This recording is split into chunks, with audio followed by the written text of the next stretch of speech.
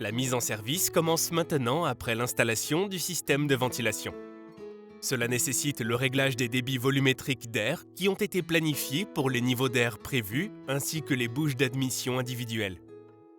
Notre logiciel de mise en service KWL est un outil efficace qui vous permet une mise en service rapide et facile. Il est compatible avec les différents appareils Myco, dont les modèles WS120 Trio, WS160, WS170, WS300 Flat, WS320 et WS470. Dans ce tutoriel, je vais vous montrer comment effectuer les fonctions de base pour la mise en service.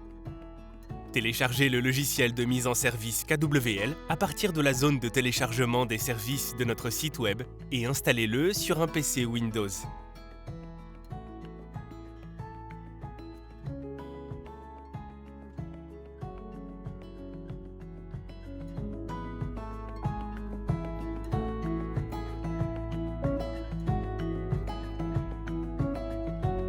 Après une installation réussie, vous trouverez deux icônes sur votre bureau. D'une part, la mise en service KWL et d'autre part, la mise à jour KWL. L'unité de ventilation doit maintenant être connectée à l'ordinateur via un port USB. Pour ce faire, utilisez un câble approprié. Si vous ne trouvez pas immédiatement l'interface USB de votre appareil, vous pouvez le localiser à l'aide des instructions de l'appareil. Raccordez l'unité de ventilation à l'alimentation et amenez-la au niveau 1 en appuyant 2 fois sur la touche fléchée vers le haut de l'élément de commande RLS1WR. La lumière continue de la première LED indique que le niveau 1 est maintenant réglé. Le logiciel peut maintenant être lancé en double-cliquant sur l'icône de mise en service KWL. La connexion est maintenant établie via un port USB. Connectez-vous au niveau de service en cliquant sur Réglages, puis Installateur et en entrant le mot de passe 6940.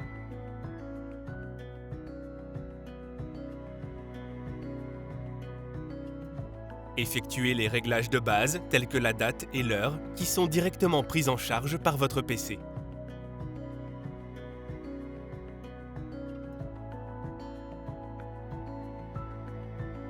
En option, modifiez l'élément de commande de solo à auxiliaire pour utiliser des fonctions avancées.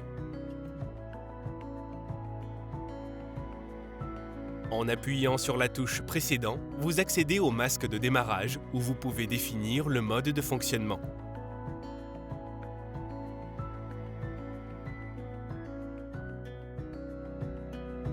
Les paramètres de ventilation sont ainsi ajustés via les réglages.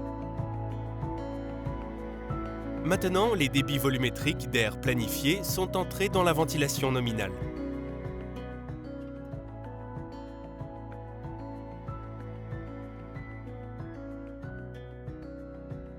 La ventilation réduite et la ventilation intensive sont alors automatiquement ajustées, mais elles peuvent également être remplacées manuellement. Des configurations supplémentaires peuvent maintenant être effectuées dans la zone de réglage des détecteurs. Ici, le détecteur combiné peut être converti en linéaire, de sorte que l'unité de ventilation fonctionne toujours en fonction des besoins, en fonction du détecteur activé. Réglez la valeur limite d'humidité à 70% afin de pouvoir utiliser toute la plage de mesure du détecteur. Activez l'utilisation de l'application et de l'outil web basé sur un navigateur dans les paramètres Internet si nécessaire.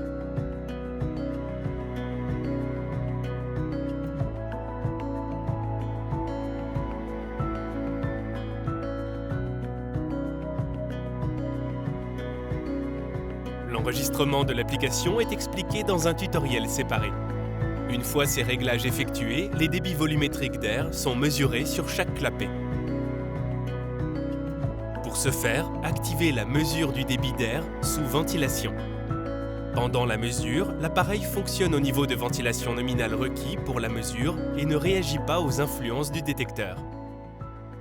Cela signifie que le volume d'air de l'unité de ventilation reste inchangé dans la ventilation nominale pendant 3 heures.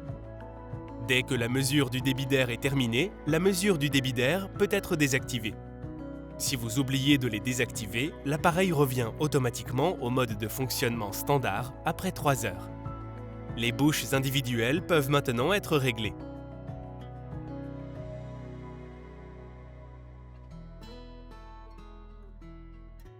Une fois terminé, vous pouvez créer un protocole de mise en service qui contient des informations importantes sur le projet. Il est imprimé au format PDF afin que vous puissiez le conserver avec vos documents.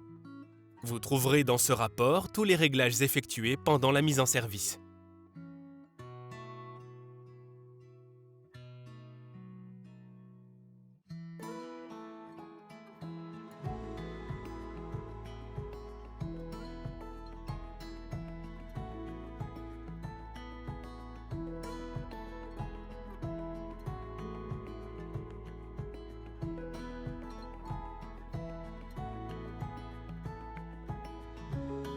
En outre, nous vous recommandons de lire tous les paramètres sous forme de fichier.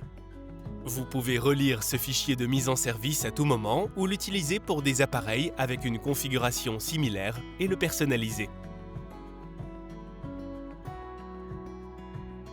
Après l'achèvement du logiciel de mise en service, un protocole de mise en service peut être créé.